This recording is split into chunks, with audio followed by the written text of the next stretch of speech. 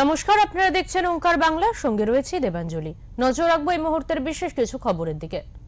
সালানপুর ব্লকে 24 ঘন্টার মধ্যে ফের উত্তেজনা ছড়ালো সালানপুর থানা রূপনারায়ণপুর ফাঁড়ি এলাকায়। এবার বিজেপি কর্মী মহাবীর কলোনির বাসিন্দা বিজেপি কর্মী সঞ্জয় শর্মার বাড়িতে ভাঙচুর চালানোর অভিযোগ উঠল সালানপুর ব্লক তৃণমূল কংগ্রেসের সহ সভাপতি ভোলা সিং এর গাড়ি চালকের বিরুদ্ধে। এদিন বিজেপি নেতা অরিজিৎ রায় সোশ্যাল মিডিয়ায় একটি ভিডিও পোস্ট করেন, যেখানে তিনি জানান ভোলা সিং এর গাড়ির চালক ইন্দ্রনীল মণ্ডল এবং তার বন্ধু গণেশ দুবে মিলে রাতের অন্ধকারে বিজেপি কর্মী সঞ্জয় শর্মার বাড়ি যান এবং অসভ্য ভাষায় গালিগালাজ করেন এবং তার বাড়িকে লক্ষ্য করে ঢিল পাটকেল ছোড়েন। খবর পেয়ে ঘটনাস্থলে যান রূপনারায়ণপুর ফাঁড়ির পুলিশ। এই ঘটনা প্রসঙ্গে বিজেপি কর্মী সঞ্জয় শর্মা বলেন, গুন্ডা পাঠিয়ে বিজেপি কর্মীদের ভয় দেখাচ্ছে তৃণমূল। তবে এই প্রসঙ্গে তৃণমূল কংগ্রেসের বহু সভাপতি ভোলা সিং জানান যার নামে অভিযোগ করা হচ্ছে সে এখন বর্তমানে আমার গাড়ি চালক নয়।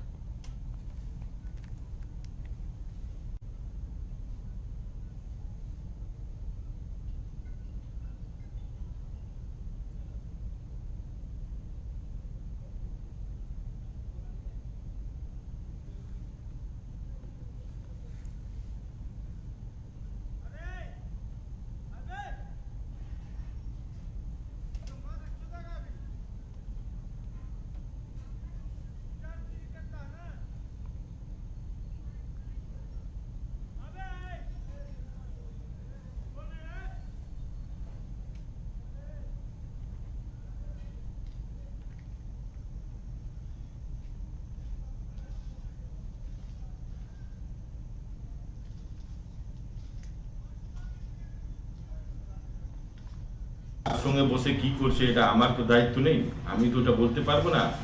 ওদের সঙ্গে কিছু পার্সোনালি আছে, এই যে সঞ্জয় না কি সঞ্জয় কি নাম আছে ওটা আছে মহাবীর কোন থাকে, এক নম্বর চিটার বটে। আপনি প্রিভিয়াস হিস্ট্রিটা উঠিয়ে দেখে নিন, এক নম্বরের চিটার, মানে সব জিনিসে চিটিং বাজ করে রেখেছে। তো পয়সা পয়সা কিছু ধার বাকি হবে, ওটা নিয়ে ওদের মধ্যে নিজের পার্সোনাল মধ্যে এখন তো দেখুন যা হবে ওদের মানে ওদের কাজ আছে, চিটিও মরবে তো ভোলা সিং। তো এইটা কথা কোনো উত্তরে নেই ওদের কাছে, মানে ওরা যতটা পাচ্ছে ভোলা সিংকে করার জন্য। লেকিন আপনাকে আমি আশ্বস্ত করছি কি আমরা এইগুলো নোংরা রাজনীতি করতে জানি না। মানে এখানে মানুষ সুস্থভাবে শান্তভাবে থাকে, আমরা এখানে শান্তভাবে পরিবেশ, আমাদের বিধান উপাধ্যায় মুকুল উপাধ্যায়ের তরফ থেকে একদম সুস্থ পরিবেশ আমরা মানুষকে রেখেছি, উন্নয়ন করেছি, এটাই।